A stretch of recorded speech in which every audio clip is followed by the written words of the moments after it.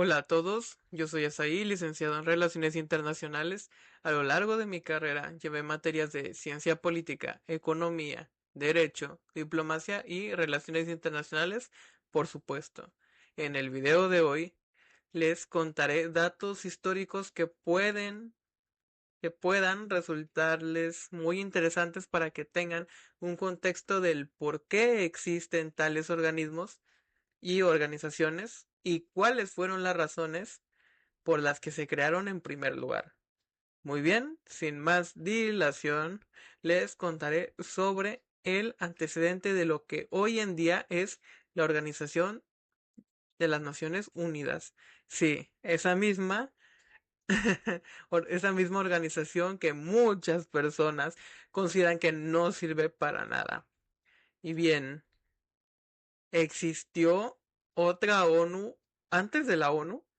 Y la respuesta es sí. Al final de la Primera Guerra Mundial, en el año 1918, el presidente de los Estados Unidos, Woodrow Wilson, propuso en un famoso discurso conocido como los 14 puntos en Estados Unidos, lo propuso, en los cuales hablaba de objetivos para alcanzar la paz entre las naciones. El 14º punto es en el que se hace mención de una sociedad de las naciones. Y de ahí nace el antecedente de la ONU. La organización conocida como la Sociedad de las Naciones, gracias a esta sociedad que contemplaba alrededor de 50 países firmantes en ese entonces. Después de la derrota del Imperio Alemán y el Imperio Austrohúngaro y el reinado de Italia a manos de los países que formaban parte de la Triple Entente, conocidos como Gran Bretaña, Francia y el Imperio Ruso, porque sí, a pesar de que Estados Unidos tuvo una participación algo considerable, no fungió como principal aliado contra la Triple Alianza, que eran los alemanes, austrohúngaros e italianos. Sin contar que a media Gran Guerra los italianos decidieron dejar el bando de la Triple Alianza en 1915 a 3 años de que finalizara la Primera Guerra Mundial, que fue del año 1914 a 1918, teniendo así una duración de 4 años en conflicto bélico armado. Se firmó el acuerdo de paz conocido como el Tratado de Versalles, firmado obviamente en Francia. Estoy seguro que a muchos les suena el nombre de el Tratado de Versalles. Pero, ¿en qué consistía el Tratado de Versalles? ¿En qué consiste? ¿Y por qué fracasó rotundamente a largo plazo? Finalizando así la Primera Guerra Mundial en el siglo XIX, digo, en el año 19 del siglo pasado, se llegó la negociación contra los perdedores de la guerra, cediendo así recursos naturales, territorios, desarme armamentístico, disolución del Estado Mayor Militar y la prohibición de formar parte de la Sociedad de las Naciones a futuro también. Un embargo económico, la prohibición del trabajo infantil y una deuda económica por los destrozos causados por su actuar militar en la guerra, teniendo estas naciones e imperios una crisis bastante drástica en la que muchos funcionarios de ese entonces denunciaban que no podían negociar los términos, sino que tuvieron que apretarse los dientes y tener que cumplir con lo que establecía el Tratado de Versalles, escrito por la Sociedad de las Naciones.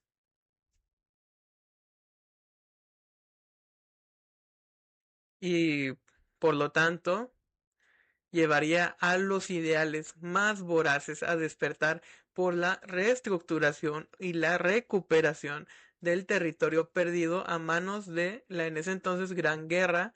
El Tercer Reich, el señor del bigote chistoso, no le gustaba para nada para nada lo que estaban viviendo, así que decidió fungir en la política, ingresando así en el Partido Nacional Socialista, arrasando con todo a su paso y violando en su totalidad el Tratado de Versalles con la toma de Varsovia el 1 de septiembre de 1939, que es el inicio de la Segunda Guerra Mundial. Y entonces Alemania e Italia no fueron los únicos países afectados por el Tratado de Versalles. Como sabrán, los países del eje, que eran los alemanes, italianos y el Imperio japonés, Rumania, Hungría, Bulgaria, Eslovaquia, Croacia y Finlandia. Como estos países formaban parte de imperios que fueron destruidos en la Primera Guerra Mundial, sin contar Japón, porque Japón ingresó en la Segunda, buscaban, al igual que los alemanes e italianos, la resurrección y la expansión de su territorio, como la extinción misma del régimen soviético, que cada vez eran más los países aliados a la hoy en día extinta Unión Soviética. Los países aliados nuevamente son Gran Bretaña, la Unión Soviética y por último Estados Unidos. Francia, en este caso, no formó parte de los países aliados en primera instancia, al igual que Polonia y otros lugares y otras naciones, ya que estos países estaban ante el régimen del señor del bigote chistoso, pero fungieron como una resistencia estratégica. Las poblaciones que estaban en contra del régimen nacionalista. Los soviéticos llegan a Alemania y no hay forma de que aquel pintor húngaro, austriaco, pudiese huir, así que él y casi todos los nacionalistas alemanes optaron por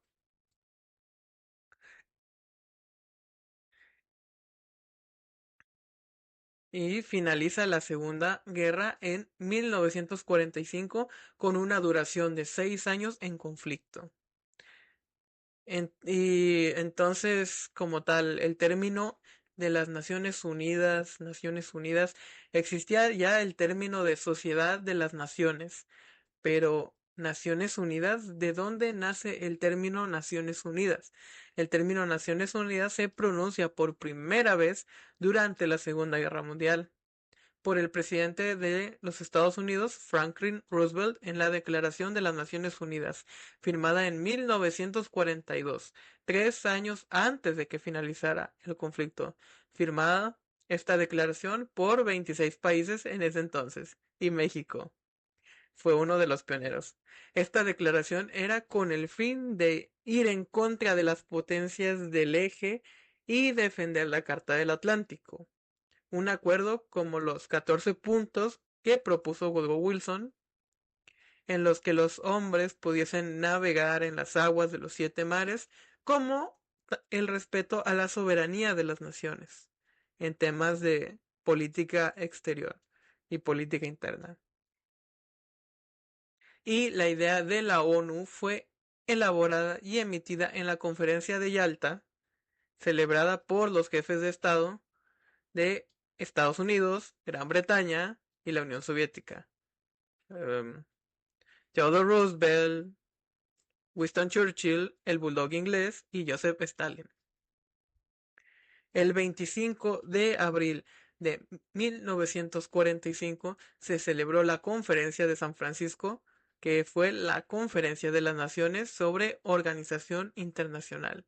Además de los gobiernos, fueron invitados organizaciones no gubernamentales y el 26 de junio las 50 naciones representadas en la conferencia firmaron la Carta de las Naciones Unidas.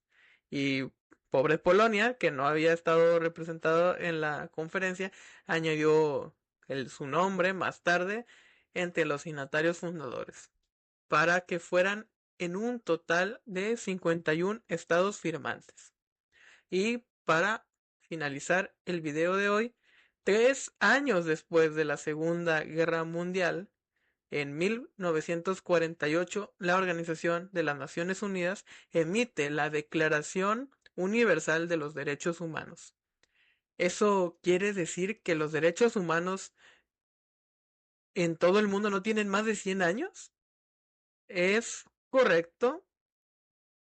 El reconocimiento de los derechos humanos no existió a nivel mundial hasta esa fecha, pero países pioneros firmantes de la ONU ya reconocían los derechos humanos antes de que se emitiera la Declaración Universal. Un ejemplo de esto, México, como país, al ser México, en su primera constitución ya prohibía de lleno la esclavitud.